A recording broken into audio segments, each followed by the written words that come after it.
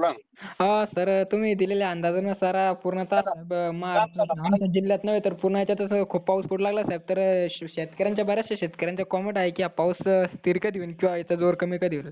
4 तारखेला कमी होणार आहे. हो का? कारण की हो साहेब. उद्याचे दिवस राहणारच आहे पाऊस 3 तारखेपर्यंत. हो का?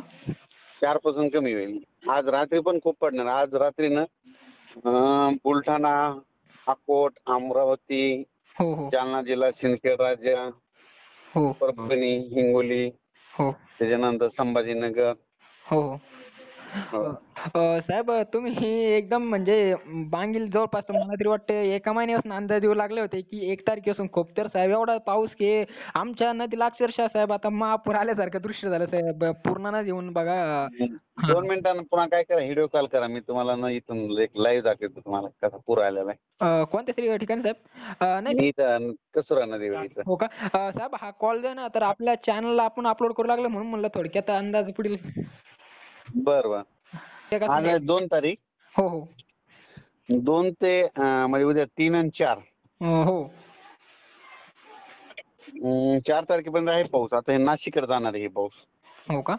बरं. ओके ओके चालेल. ओके चालेल साहेब मी तुम्हाला व्हिडिओ कॉल बरं करतो. ओके बरं बरं. ओके.